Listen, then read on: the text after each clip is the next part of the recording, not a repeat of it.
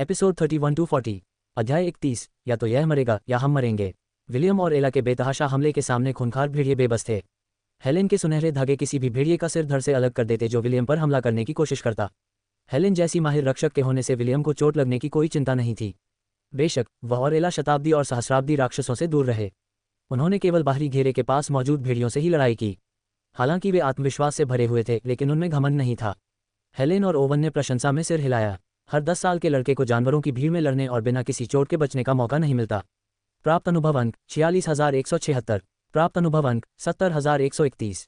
प्राप्त अनुभव अंक 65,495। विलियम एला को थोड़ा और आगे बढ़ने के लिए इशारा करने ही वाला था कि तभी कुछ सुनहरे धागे उन दोनों के चारों ओर लिपट गए। हेलेन नहीं चाहती थी कि विलियम और एला बहक जाएं, इसलिए उसने उन्हें खींचकर वापस वहीं ले आई जहां ओवन खड़ा था। साथ ही उसने महसूस किया कि अब लड़ाई का रूप गंभीर होने लगा था। छोटे मोटे दुश्मनों का तो काम तमाम हो चुका था, असली लड़ाई अब शुरू होने वाली थी। युवा स्वामी, हालात थोड़े खतरनाक होने वाले हैं, हेलेन ने कहा। फिलहाल यहीं रुकिए। विलियम ने आज्ञाकारी भाव से सिर हिलाया। उसे पहले ही अच्छे अनुभव अंक मिल चुके थे, इसलिए उसने अपनी चाची हेलेन की बात सुनने का फैसला किया। ठीक उसी क्षण भेड़ियों के झुंड में अचानक एक बड़ा बदलाव आया। भेड़ियों की आंखें लाल चमक उठीं। काला सागर अब लाल धब्बों से भर गया था और पहले की तुलना में अधिक भयावह लग रहा था। बरसिक कॉल, ओवन ने बुदबुदाया। जैसा कि उम्मीद थी, ये बहुत बुरा होने वाला है। भेड़ियों ने अपने नेताओं पर हमला करने वाली तीनों टीमों पर धावा बोल दिया। शुरुआत में मार्कस और बाकी लोग शांत थे। हालांकि भेड़ियों की संख्या अधिक थी, लेकिन वे उनसे निपटने में पूरी तरह सक्षम थे। सेंटेनियल बीस्ट्स हालांकि शक्तिशाली थे, लेकिन उनका सामना करना उनके लिए असंभव नहीं था। वे उन्हें पूरी तरह से निष्क्रिय करने ही वाले थे कि तभी युद्ध क्षेत्र में एक जोरदार दहाड़ सुनाई दी। तुरंत ही दोनों शताब्दी राक्षसों के चेहरे का भाव बदल गया। वे उन्माद की स्थिति में आ गए, जिससे उनकी शक्तियां 3 गुना बढ़ गईं। यही बात उन बाकी भेड़ियों के लिए भी कही जा सकती है जो इस समय बिना किसी डर के उन पर हमला कर रहे थे। इसीलिए मुझे बिजली के तत्वों वाले मिलेनियल बीस्ट से लड़ना पसंद नहीं है, जेम्स ने गुस्से में कहा। ये जीव गंदी चालों से भरे हुए हैं। उसी समय बैंगनी रंग की बिजली की एक तेज चमक जेम्स की ओर बढ़ी। बूढ़े व्यक्ति ने अपनी विशाल कुल्हाड़ी का इस्तेमाल ढाल की तरह वार को रोकने के लिए किया। फिर भी वह कुछ मीटर हवा में उछल गया। Flare explosion. मोड्रेड ने दहाड़ते हुए अपनी दोनों हथेलियों को जमीन पर दबाया। उसके चारों ओर 15 वर्ग मीटर के दायरे में मौजूद सभी भेड़िए राख में तब्दील हो गए। अरे, क्या तुम भूल गए हो कि मैं यहाँ हूँ? जेकिल गुस्से से चिल्लाया। वह युद्ध संरचना के बीच में था और जेम्स और मोड्रेड की स्थिति पर कड़ी नजर रख रहा था। मोड्रेड के अचानक हमले ने उसे चौंका दिया, क्योंकि वह मिलेनियल बीस्ट की बैंगनी बिजली से विचलित था। चिंता मत करो, ये छोटी सी आग तुम्हें मार नहीं सकती, मोड्रेड ने कंधे उचकाते हुए जवाब दिया। मुझे तुम्हारी इस तुच्छ आग से मरने की चिंता नहीं है, मुझे अपने कपड़ों की चिंता है। जेकिल गुस्से से बोला। मैंने इसे 1 हफ्ते पहले ही राजधानी से खरीदा था और अब ये बर्बाद हो गया। बस इसे मेरे खाते में जोड़ दीजिए। धत्तेरे की, किस बिल की बात कर रहे हो? तुमने अभी तक मेरा बकाया नहीं चुकाया है और 4 साल बीत चुके हैं। तुम दोनों हरामखोरों, बहस बंद करो और मेरी मदद करो। जेम्स दहाड़ा। उसका मन कर रहा था कि कुल्हाड़ी से उन दोनों बेवकूफ़ों को थप्पड़ मार दे जो पूरी तरह भूल गए थे कि वे एक चलती फिरती मुसीबत से निपट रहे हैं। अगर वह सैकड़ों हिंसक भेड़ियों से घिरा न होता तो वह उन दोनों बेवकूफ़ों को पहले ही बुरी तरह पीट चुका होता। 1 घंटे तक लड़ाई जारी रही और अधिकांश खूंखार भेड़ियों को मार गिराया गया। अब कभी शक्तिशाली रही भेड़ियों की टोली में से केवल 200 से भी कम भेड़िए बचे थे। वे दोनों शताब्दी राक्षस भी जमीन पर पड़े थे। वे मरे नहीं थे, लेकिन अब उनसे किसी प्रकार का कोई खतरा नहीं था। हालांकि परिणाम लोन के पक्ष में झुकता दिख रहा था, फिर भी सबके चेहरों पर निराशा के भाव थे। विलियम ने भी ये देखा और सोचा कि सब लोग ऐसा क्यों महसूस कर रहे हैं। क्या हम पहले से ही जीत नहीं रहे हैं? विलियम ने पूछा। मुझे ऐसा क्यों लग रहा है कि सबका मूड खराब हो गया है? तुम्हारी नज़रें बहुत तेज हैं, नन्हे विल। ओवन हंस पड़ा। बिल्कुल, अगर हम सिर्फ आंकड़ों को देखें तो इस लड़ाई को पहले ही जीत माना जा सकता है। लेकिन जब तक मिलेनियल बीस्ट पीछे नहीं हट जाता, तब तक विजेता और हारने वाले का फैसला होना बाकी है। पीछे हटना, विलियम ने भौहें चढ़ाते हुए कहा। हम उस विशालकाय भेड़िए को पीछे हटने के लिए क्यों कहेंगे? क्या उसे मार देना बेहतर नहीं होगा? बिल्कुल, ओवन ने सिर हिलाया। लेकिन बिजली तत्व वाले मिलेनियल बीस्ट्स के पास एक बेहद घिनौनी क्षमता है। उनके पास स्टॉर्म एनिहिलेशन नाम का एक कौशल है। यह एक आत्मघाती कौशल है जो सब कुछ नष्ट करने में सक्षम है। पिछली बार जब इस कौशल का इस्तेमाल किया गया था तो एक पूरी राजधानी महाद्वीप के नक्शे से गायब हो गई थी। योग। ओवन की व्याख्या सुनकर विलियम्स लगभग अपनी लार में ही अटक गया। पूरी राजधानी को तबाह करना, क्या ये कोई मजाक है? हालांकि विलियम को यह समझने के लिए एक नज़र ही काफ़ी थी कि ओवन उससे झूठ नहीं बोल रहा था। उसने ये भी देखा कि उसके दादा और बाकी लोग केवल उस राक्षस को धमकाने की कोशिश कर रहे थे, उससे सीधे मुकाबला नहीं कर रहे थे। मैं बहुत चिंतित हूँ, हेलेन ने बुदबुदाते हुए कहा। यह एक पुराना राक्षस है और शायद इसे इस बात की परवाह ही न हो कि यह जिए या मरे। ओवन, हमें सबसे बुरे के लिए तैयार रहना होगा। ओवन ने सिर हिलाया और मंत्र जपने लगा। अगर राक्षस सचमुच आत्मघाती हमला करने वाला था तो वह एक सुरक्षा घेरा बनाकर सबको बचाने की कोशिश करेगा। हालांकि उसे अपनी सफलता का पूरा भरोसा नहीं था। सबसे अच्छी स्थिति यही होगी कि मिलेनियल बीस्ट खुद ही चला जाए। जेम्स ने बड़ी आसानी से आखिरी खूंखार भेड़िए का सिर काट दिया। उसकी विशाल कुल्हाड़ी अब उसके शिकारों के खून से लथपथ थी। मिलेनियल बीस्ट ने ये सब उदासीनता से देखा। उसे इस बात की जरा भी परवाह नहीं थी कि उसका झुंड मरे या न मरे। उन्हें पहले ही निषिद्ध भूमि से निकाल दिया गया था और उनके लिए वापस लौटने का कोई रास्ता नहीं था। उसने अपना सिर उठाया और दर्द भरी चीख मारी। जेम्स और घाटी में मौजूद सभी लोगों के चेहरे तुरंत पीले पड़ गए। वे समझ गए कि वह राक्षस क्या चाहता है। वह उनसे जीवन मरण की लड़ाई लड़ना चाहता था। क्या मैं अब घर जा सकता हूँ? जेकिल ने पूछा। मुझे याद है कि मुझे अभी भी कुछ काम करने हैं। सबने जेकिल को घूर कर देखा, लेकिन किसी ने कुछ नहीं कहा। असल में वे सब एक ही बात सोच रहे थे। वे मन ही मन उस हठीले मिलेनियल को कोस रहे थे। उन सब का मन कर रहा था कि वे चीखें और साथ ही अपनी बीच वाली उंगली भी उठा दें। अगर मरना ही है तो खुद ही मर जाओ, कमीने। सर, अब हम क्या करेंगे? मार्कस ने पूछा। हालांकि उसने इसे छिपाने की कोशिश की, लेकिन उसके चेहरे पर चिंता साफ झलक रही थी। हमें इसे जल्द से जल्द खत्म करना होगा, जेम्स ने जवाब दिया। या तो ये बीमारी खत्म हो जाएगी या हम मर जाएंगे। ओवन और हेलेन ने भी अपना कदम उठाया। उन्होंने विलियम को अकेला छोड़ दिया और युद्ध में अपने साथियों की सहायता के लिए चल दिए। ऐसा इसलिए नहीं था कि उन्हें विलियम की सुरक्षा की परवाह नहीं थी, बल्कि उन्होंने ये निर्णय इसलिए लिया क्योंकि उन्हें सबकी सुरक्षा की चिंता थी। अगर उस राक्षस को जल्द से जल्द नहीं मारा गया तो लोंट महाद्वीप पूरी तरह से नष्ट हो जाएगा। सीधे शब्दों में कहें तो भागने या छिपने के लिए कोई सुरक्षित जगह नहीं बचेगी। अध्याय 32, लेखक का संदेश। जो लोग कहानी को यहाँ तक पढ़ चुके हैं उनके लिए मैं एक घोषणा करना चाहता हूँ। मैंने अध्यायों के बीच बदलाव के बारे में आपकी टिप्पणियां पढ़ी थी, जिससे कुछ भ्रम पैदा हुआ था। अपनी अध्याय सूची की जांच करने पर मुझे पता चला कि मैंने एक अध्याय पोस्ट करना छोड़ दिया है। यह अध्याय 16, तूफान आने वाला है, होना चाहिए था। हालांकि मेरी गलती के कारण मैंने दूर से आए मेहमान भाग 1 अध्याय पोस्ट कर दिया, जो कि अध्याय 16 के बजाय अध्याय 17 होना चाहिए था। मैं आपको सूचित करना चाहता हूं कि मैंने इस समस्या को ठीक कर लिया है। हालांकि थोड़ी देर हो चुकी है, फिर भी आप अध्याय 16, एक तूफान आ रहा है, को पढ़ने के लिए स्वतंत्र महसूस करें ताकि आपको पता चल सके कि विलियम 1 साल के बच्चे से 10 साल का लड़का कैसे बन गया। एक बार फिर इस गलती के लिए मैं माफ़ी मांगता हूं और आगे से इस कहानी के अध्यायों का क्रम पोस्ट करते समय मैं अधिक सावधान रहूंगा। 10 जॉब क्लासों के विलय के संबंध में निर्वाणा के प्रश्न का उत्तर देने के लिए। क्लासों के विलय की शर्त बुनियादी जॉब क्लास नहीं है। ये कम से कम दूसरी उन्नत क्लास होनी चाहिए। उदाहरण के लिए विलियम के आइस विजार्ड को इन उन्नत क्लासों में से एक माना जा सकता है। आइस विजार्ड आइस मेज जॉब क्लास का अगला विकास है। बेशक सर्वगुण संपन्न होने की आवश्यकताओं को पूरा करने के लिए आइस विजार्ड क्लास को पहले अपने अधिकतम स्तर तक पहुंचना चाहिए। सभी जॉब क्लास के 3 रूप होते हैं, बेसिक, एडवांस और final. William 10 advance job class प्राप्त करने के बाद जैक ऑफ ऑल ट्रेड्स की शर्त पूरी कर पाएगा और ये सभी जॉब क्लास अपने अधिकतम स्तर पर होनी चाहिए। स्वाभाविक रूप से यदि विलियम 10 अंतिम कक्षाओं को प्राप्त करने और उन्हें एक साथ मिलाने में सक्षम होगा तो परिणाम स्वरूप जैक ऑफ ऑल ट्रेड्स का एक अधिक शक्तिशाली रूप सामने आएगा। प्रेस्टीज क्लासेस के बारे में भी यही बात कही जा सकती है। उदाहरण के लिए Prestige class disciple of thunder और प्रिंस ऑफ डार्कनेस, माफ कीजिए स्पॉइलर हो गया, ये दोनों प्रेस्टीज क्लास की बुनियादी जॉब क्लास हैं। उनकी संबंधित उत्कृष्टता श्रेणियां सामान्य व्यवसायों की उन्नत नौकरी श्रेणियों के समकक्ष हैं। बैटलमेज जैसी विशेष श्रेणियों की बात करें तो इसे एडवांस जॉब क्लास माना जाता है। इसका कारण यह है कि इस विशेष श्रेणी को अनलॉक करने के लिए आपके पास मेज जॉब क्लास, किसी भी प्रकार का मेज और मोंक जॉब क्लास दोनों का अधिकतम स्तर पर होना आवश्यक है। यदि आप फाइनल फैंटेसी टैक्टिक्स से परिचित हैं तो कुछ विशेष क्लास को उनकी संबंधित आवश्यकताओं को पूरा करने पर अनलॉक किया जा सकता है। योजक चिन्ह। यदि आपको सिस्टम के बारे में कुछ समझ नहीं आता है तो टिप्पणी अनुभाग में मुझसे प्रश्न पूछने में संकोच न करें। साथ ही यदि आपको कोई खामी नजर आए तो मुझे भी अवश्य बताएं। पढ़ने के लिए धन्यवाद और आप सभी का दिन मंगलमय हो। अध्याय 33, तूफान से विनाश भाग 1। जेम्स ने अपने हाथ में विशाल युद्ध कुल्हाड़ी को मजबूती से पकड़ रखा था। ये कुल्हाड़ी अनेक लड़ाइयों में उसका साथ दे चुकी थी और उसके गौरवशाली दिनों की साक्षी रही थी। उसने अपने बेटे मोड्रेड की ओर देखा। उसका ये बेटा बहुत ही स्थिर स्वभाव का था और लोंट में सभी का समर्थन हासिल करने में कामयाब रहा था। एंसेवर्थ परिवार विलुप्त होता जा रहा था। महाद्वीप पर उनके केवल 5 सदस्य ही बचे थे, James, Morgan, moderate, Matthew, moderate का पुत्र और विलियम। अगर वह इस राक्षस को खत्म करने में नाकाम रहा तो उनके वंश में सिर्फ 2 ही लोग बचेंगे। वह, मोड्रेड और उसका पोता विलियम इस विपत्ति के साथ ही मर जाएंगे। जेम्स ने अपने दांत भींच लिए। वह ऐसा नहीं होने देना चाहता था। वह इसे होने नहीं दे सकता था। असफलता का कोई विकल्प नहीं था। हमारे पास सिर्फ एक मौका है, जेम्स ने दृढ़ भाव से कहा। चाहे कुछ भी हो जाए, इसे स्टॉर्म एनहिलेशन का इस्तेमाल नहीं करने देना है। मुझे परवाह नहीं कि तुम इसे कैसे करते हो, बस इसे करना है। क्या मेरी बात समझ में आ गई? वहां मौजूद सभी लोगों ने सिर हिलाकर सहमति जताई। कुछ कहने की जरूरत नहीं थी। हमेशा मुस्कुराने वाला जेकिल भी अब मुस्कुरा नहीं रहा था। दंत चिकित्सक ने अपना चश्मा उतार दिया था, जिसका मतलब था कि अब वह गंभीर होने वाला था।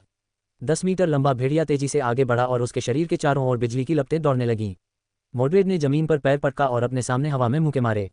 अग्नि ड्रैगन हमला। मोड्रेड के सामने एक अग्नि ड्रैगन प्रकट हुआ और धरती को हिला देने वाली दहाड़ के साथ जानवर की ओर उड़ गया। वुल्फ बॉस के चारों सींग चमक उठे।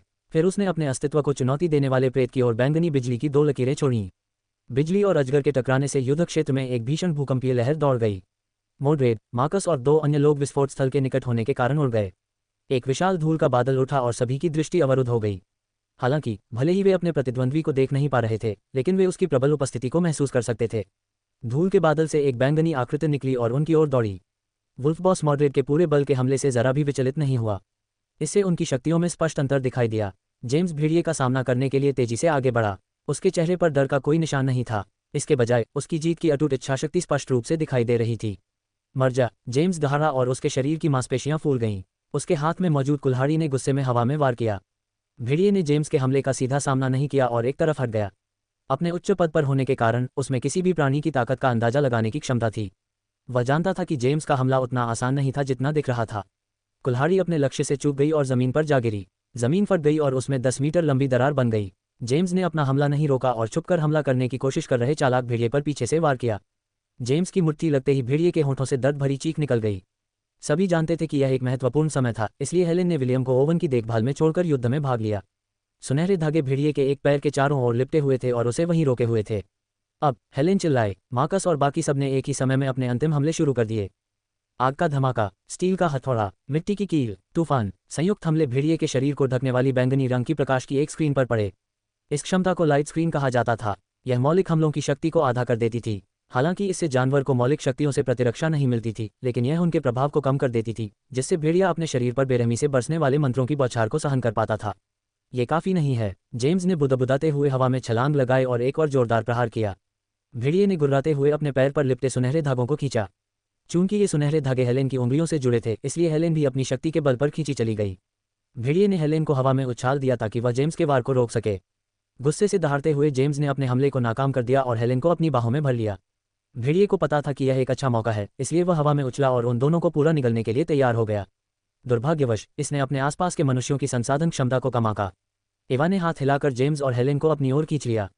इसके तुरंत बाद ब्लिट्स और जॉन ने हमला कर दिया और एक तीखी चीख हवा में गूंज उठी। अपनी पूरी गति का इस्तेमाल करते हुए बाज निडर होकर हवा में उड़ रहे भेड़िए की ओर झपटा। टक्कर के परिणामस्वरूप भेड़िए के मुंह से दर्द भरी चीख निकली। वह धड़ाम से जमीन पर गिर पड़ा। ब्लिट्स ने अपने पंख फड़फड़ाए और वापस आसमान में उड़ गया। उसके पंजों पर खून के निशान दिखाई दे रहे थे, जिससे साबित होता था कि उसका हमला कारगर रहा था। भेड़िया खड़ा हुआ और गुस्से में दहाड़ा। उसकी एक आंख से खून बह रहा था, जिसे देखकर सभी का हौसला बढ़ गया। हालांकि इससे पहले कि कोई जवाबी हमला कर पाता, उसके शरीर के चारों ओर तीव्र प्रकाश की एक चमक जमा हो गई। धिक्कार है, ये तो स्टॉर्म एनहिलेशन का इस्तेमाल करने वाला है, जेम्स ने गुस्से में कहा। सब लोग तैयार हो जाओ। ब्लिट्स ने जेम्स और हेलेन को अपने पंजों में जकड़ लिया और ऊपर की ओर उड़ गया। बाकी सब लोग ओवन के पीछे भागे, जबकि लाइफ मैगस ने भेड़िए के आत्मघाती हमले को रोकने के लिए अपना सबसे मजबूत कवच तैयार किया। उसने पहले ही लोन शहर को अपने पीछे रखते हुए रक्षात्मक स्थिति बना ली थी। वह अपने साथियों और शहरवासियों को एक सहस्राब्दी राक्षस के इस अंतिम और पूर्ण शक्ति वाले हमले से बचाने के लिए अपनी पूरी ताकत लगा देगा। हे परम पूजनीय देवी, आत्माओं की मुक्तिदाता, संकट के समय मैं आपके पास आता हूँ। मुझे शक्ति प्रदान कीजिए ताकि मैं शांति से जीवन व्यतीत कर सकूं, ओवन ने जाप किया। हे परम प्रकाश, मैं आपके निष्ठावान पुत्र के रूप में आपसे यह विनती करता हूँ। अपनी दिव्य कृपा से मुझे क्षमा कीजिए। जो लोग आपकी उपासना करते हैं, उनकी रक्षा कीजिए। एजेस। ओवन के सामने 30 मीटर ऊंचा प्रकाश का एक सुनहरा अवरोध फूट पड़ा। यह अगल बगल तब तक फैलता गया जब तक कि यह लगभग 1 किलोमीटर लंबा नहीं हो गया। एजेस मंत्र ओवन की सबसे मजबूत रक्षात्मक क्षमता थी, लेकिन इसका इस तरह से इस्तेमाल नहीं किया जाना चाहिए था। अधिक से अधिक एजेस एक छोटी सी बाधा उत्पन्न कर सकता था जो किसी भी हमले को पूरी तरह से रोक सकती थी। हालांकि ओवन ने बाधा को उसकी अधिकतम सीमा तक फैला दिया। हालांकि यह सघन बाधा जितनी मजबूत नहीं थी, फिर भी उसे उम्मीद थी कि यह विनाशकारी तूफान से होने वाले नुकसान को कम करने के लिए पर्याप्त होगी। अपने साथियों और लोंड के लोगों के लिए वह इससे बेहतर कुछ नहीं कर सकता था। जैसे ही सभी लोग मिलेनियल बीस्ट के आत्मघाती हमले के लिए खुद को तैयार कर रहे थे, उन्होंने देखा कि थंडर हॉर्न वुल्फ की पीठ के पीछे से कुछ उसकी ओर बढ़ रहा है। अध्याय 34, तूफान से विनाश भाग 2। वह बहुत तेजी से आगे बढ़ रहा था, लेकिन वहां मौजूद हर कोई युद्ध कला में माहिर था। जब जेम्स ने देखा कि वह कौन है, तो उसका दिल लगभग चकनाचूर हो गया। विलियम। बूढ़े आदमी की चीख कान फाड़ देने वाली थी। हालांकि विलियम ने इसे नहीं सुना। उसका ध्यान उसके सामने चमकते हुए भेड़िए पर टिका हुआ था। जैसे ही भेड़िए ने अपना तूफान शुरू किया, विलियम ने भी अपनी चाल चल दी। उसने एला को आदेश दिया कि वह त्वरित हमले का उपयोग करके जितनी जल्दी हो सके दूरी कम करे। हालांकि स्टॉर्म एनहिलेशन एक बेहद शक्तिशाली हमला था, लेकिन इसे तुरंत इस्तेमाल नहीं किया जा सकता था। इस अल्टीमेट अटैक को इस्तेमाल करने से पहले भेड़िए को अपनी सारी जीवन शक्ति और ऊर्जा को अपने बीस्ट कोर में केंद्रित करना पड़ता था। लेकिन विलियम कौन था? वह एक ऐसा व्यक्ति था जिसे अपने सिस्टम की मदद प्राप्त थी। युद्ध शुरू होने से पहले ही सिस्टम ने स्टॉर्म एनहिलेशन को रोकने के तरीके का विश्लेषण कर लिया था। विलियम जानता था कि यह बहुत जोखिम भरा था, लेकिन फिर भी उसने ऐसा करने का फैसला किया। अपने दादाजी के शब्दों को दोहराते हुए उनका कहना था कि या तो भेड़िया मरेगा या फिर सब मर जाएंगे। चूंकि मृत्यु तो निश्चित ही थी, तो आखिरी क्षण तक संघर्ष क्यों न किया जाए। जब विलियम भेड़िए से केवल 10 मीटर दूर था तो उसने अपनी जादुई शक्ति को अपनी छड़ी में प्रवाहित किया और उसे एक निश्चित स्थान पर लक्षित किया। हिमंदी भला, 5 मीटर लंबा भला जो क्रिस्टल की तरह चमक रहा था, प्रतिशोध के साथ आगे बढ़ा। यह विलियम के आइस मेज स्किल ट्री में वर्तमान में उपलब्ध सबसे शक्तिशाली मंत्र था। ग्लेशियल लांस 10/10, 50 माना पॉइंट्स। आपके दुश्मन पर बर्फ का 5 मीटर लंबा भला फेंकता है जिससे भेदनकारी फ्रॉस्ट क्षति होती है। पियर्सिंग स्ट्राइक में 50% की वृद्धि हुई। पहुंचाया गया नुकसान बुद्धिमत्ता के 10 गुना के बराबर है। जमे हुए दुश्मनों को 5 गुना अधिक क्षति पहुंचाता है। बॉस मॉन्स्टर्स को छोड़कर बाकी दुश्मनों को फ्रीज करने का मौका होता है। विलियम पिछले युद्ध से प्राप्त अनुभव अंकों की बदौलत इसे अनलॉक करने में सक्षम था। सीधे शब्दों में कहें तो यह विलियम का आखिरी मौका था और उसने इस हताश अंतिम प्रहार पर अपनी जान दांव पर लगा दी थी। सभी लोग सांस रोककर भले को भेड़िए के शरीर के पास आते देख रहे थे। वे सब जानते थे कि इस स्थिति में कोई बदलाव नहीं आएगा। एक बार जब भेड़िए ने आत्मघाती हमला शुरू कर दिया तो उसे रोकना असंभव था। अतीत में कई लोगों ने कोशिश की थी और उन सभी का एक ही अंजाम हुआ था। वे आकाशीय बिजली से जलकर राख हो गए थे। सबकी उम्मीदों के विपरीत उन्होंने कुछ ऐसा देखा और सुना जिसकी उन्हें बिल्कुल उम्मीद नहीं थी। भेड़िया चीखा और उसका विशाल शरीर जमीन से उछल पड़ा। ग्लेशियल लांस भेड़िए के शरीर में धंस गया था जिससे उसका ध्यान भंग हो गया था। सभी को अपनी आंखों पर विश्वास नहीं हो रहा था। उन्होंने अभी अभी क्या देखा था। भेड़िए द्वारा स्टॉर्म एनहिलेशन को सक्रिय करते ही उसने अपने शरीर को प्रकाश की एक परत से ढक लिया। इससे सभी हमलों की प्रभावशीलता आधी हो गई। यही कारण था कि किसी ने नहीं सोचा था कि विलियम अपने हमले में सफल होगा। इससे पहले मोड्रेड और अन्य लोगों ने भी अपनी पूरी ताकत से हमला किया था। हालांकि भेड़िए ने बड़ी सहजता से उनके हमलों का सामना किया। उन्हें एक पल के लिए भी विश्वास नहीं था कि विलियम का मंत्र ग्लेशियल लांस बेहतर प्रदर्शन कर सकता है। अनुभवी योद्धाओं के अंतिम हमलों की तुलना में विलियम का मंत्र विशेष रूप से शक्तिशाली नहीं था। हालांकि ये देखने में शानदार लगता था, लेकिन इसकी शक्ति मॉडरेट के पूर्ण शक्ति वाले फायर ब्लास्ट के 5वें हिस्से के बराबर भी नहीं थी। ये कैसे हो सकता है? ओवन ने पूछा। आखिर चल क्या रहा है? किसी ने भी उसके सवाल का जवाब नहीं दिया। उनमें से कोई भी उनके सामने के अविश्वसनीय दृश्य की व्याख्या नहीं कर सका। दरअसल वयस्कों ने एक बात भुला दी थी। भले ही भेड़िए ने प्रकाश की आड़ का इस्तेमाल किया था, फिर भी कुछ हमले ऐसे होते हैं जिन्हें लोहे के शरीर से भी सहन नहीं किया जा सकता। उदाहरण के लिए, अगर आपको किसी खास जगह पर चोट लगे तो नुकसान कई गुना बढ़ जाएगा। विलियम ने कुछ भी जटिल नहीं सोचा। उसने अपने हिमंदी भले का इस्तेमाल करके भेड़िए को घुटने टेकने के लिए मजबूर करने वाली एकमात्र जगह पर वार किया। वह जगह कौन सी थी? वह भेड़िए का पिछवाड़ा था। इंसान तो घूंसे और लात सह सकते हैं, लेकिन अगर उस जगह पर अचानक एक लंबी, सख्त, नुकीली और पतली छड़ी चुभो दी जाए तो उन्हें यकीनन असहनीय दर्द होगा। बेशक कुछ विशेषज्ञ ऐसे भी थे जो खीरे के ऐसे तीखे हमलों को सहजता से झेलने में सक्षम थे। दुर्भाग्य से मिलेनियल बीस्ट उनमें से एक नहीं था।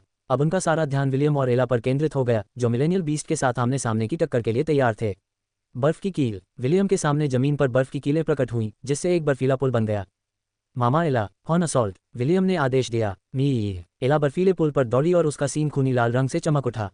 ये फिलहाल उसकी सबसे ताकतवर चाल थी, लेकिन इसे कम नहीं आंका जा सकता था। ओवन के बफ्स की बदौलत एला की ताकत का आंकड़ा 300 से ऊपर हो गया था। विलियम ने इस कौशल को 10वें स्तर तक पहुंचा दिया था। इसकी क्षति क्षमता एला की ताकत के गुणक को 7 से गुना करने के बराबर थी। फिलहाल यह मोड्रेड के फायर ड्रैगन असॉल्ट जितना ही शक्तिशाली था।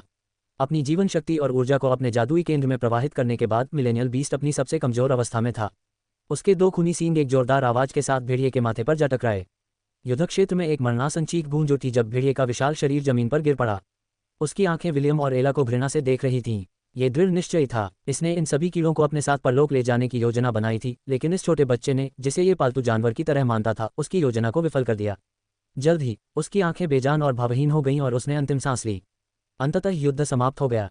सभी लोग अंगोरियन बकरी के ऊपर सवार उस लड़के को जलती हुई आंखों से घूर रहे थे। दूसरी ओर लड़के के चेहरे पर स्तब्धता का भाव था, क्योंकि वह अपने सामने मृत मिलेनियल बीस्ट को घूर रहा था। ये तो मेरा पोता है, जेम्स ने गर्व से चिल्लाते हुए कहा। ये बिल्कुल मेरे जैसा दिखता है जब मैं छोटा था। हा हा हा हा हा, मेरे पोते से यही उम्मीद थी। बास चीखा और अपने मालिक की ओर देखा। उसने जॉन को, क्या मैं इस बूढ़े मूर्ख को छोड़ सकता हूँ, वाला भाव दिया, जिस पर जॉन ने केवल मुस्कुराकर अपना सिर हिलाया। जॉन ने जमीन पर लेटे लड़के को देखा और प्रशंसा में सिर हिलाया। ये नौजवान बहुत होनहार है। विलियम को इस बात का एहसास नहीं था कि लोग उसे गुस्से से घूर रहे हैं। वह स्तब्ध इसलिए था क्योंकि उसके सामने एक नोटिफिकेशन आया था। डिंग, प्राप्त अनुभव 1,200,000। बधाई हो, आपने एक मिलेनियल बीस्ट को मार गिराया है। विशेष राक्षस को पहली बार मारने पर बोनस एक्सपीरियंस 500,000। आपने वुल्फ स्लेयर टाइटल हासिल कर लिया है। क्लोजिंग स्क्वायर ब्रैकेट, आपने मिलेनियल ग्रेड बीस्ट कोर प्राप्त कर लिया है। क्लोजिंग स्क्वायर ब्रैकेट, आइस मेज जॉब क्लास अपने अधिकतम स्तर पर पहुंच गया। क्या आप अगली जॉब क्लास में पदोन्नत होना चाहेंगे? हाँ, नहीं, मम्मा एला, हमने बहुत बड़ी कामयाबी हासिल की है। विलियम जोर से हंसना चाहता था, लेकिन उसे चक्कर आ रहे थे। एड्रेनालाइन का असर अब उसके शरीर से कम हो रहा था और इससे वह बहुत कमजोर महसूस कर रहा था। अगर वह एला की पीठ पर मजबूती से सवार न होता तो वह एक तरफ फिसलकर जमीन पर गिर सकता था। एक जोरदार आवाज के साथ जेम्स एला के बगल में गिरा और खुशी खुशी विलियम को उसकी पीठ से उठा लिया। हा, हालांकि तुम मेरी उम्र में उतने शानदार नहीं थे, फिर भी तुमने अच्छा किया। जेम्स हंसते हुए लड़के को गोल गोल घुमाने लगा। एला ने जेम्स को गुस्से से घूरा। अगर वो बोल पाती तो अपने बच्चे को इस तरह से संभालने के लिए जेम्स को खूब खरी खोटी सुनाती। दादाजी, मुझे नीचे उतार दीजिए, मुझे चक्कर आ रहे हैं, विलियम ने विनती की। बढ़िया। जेम्स ने विलियम को एला की पीठ पर बिठाया और संतुष्टि भरी नजरों से उसे देखा। भला वो संतुष्ट क्यों न होता, उसका पोता तो वाकई जबरदस्त था। उनके पोते ने एक ऐसी कला को रोक दिया जिसे रोकना असंभव माना जाता था। अतीत में कोई भी इसमें सफल नहीं हुआ था, केवल उनका पोता ही ऐसा कारनामा कर पाया था। यह एक ऐसी उपलब्धि थी जिसके बारे में वह 3 महीने बाद अपने दोस्तों से मिलकर गर्व से बता सकता था। अध्याय 35, दूसरी राय की तलाश। वुल्फटाइड के खिलाफ भीषण युद्ध के बाद एक दिन बीत गया। लोन्ड गांव में उत्सव का माहौल था क्योंकि वे बाल बाल एक विपत्ति से बच गए थे। दुर्भाग्यवश कुछ अन्य कस्बों और गांवों में इस खुशी का माहौल नहीं था। कई संदेशवाहक पक्षी अंसेवर्थ निवास पर पहुंचे थे और उनमें से अधिकांश बुरी खबर लेकर आए थे। जेम्स ने हाल ही में आए पत्र को पढ़ते हुए माथे पर शिकन डाल ली। थोड़ी देर बाद उसने गहरी सांस ली और पत्र को सावधानीपूर्वक मेज के दाहिनी ओर रख दिया। फ्यूशिया शहर पर भयानक तूफान का कहर टूट पड़ा था। कोई भी जीवित नहीं बचा, जेम्स ने घोषणा की। ये तीसरा शहर है जो पूरी तरह से नष्ट हो गया, ओवन ने टिप्पणी की। वे बेचारे लोग, ये भयानक तूफान सचमुच बिना किसी चेतावनी के आया। हेलेन ने मुंह बनाया। अगर लोन्ड के रक्षक थोड़े से भी कमजोर होते तो इस शहर का भी वही हाल होता जो बाकी शहरों का हुआ। कमरे में मौजूद सभी लोग चुपचाप हेलेन के अनुमानों से सहमत थे। अगर उनमें से कोई भी यहाँ नहीं होता तो ये शहर अब तक खंडहर बन चुका होता।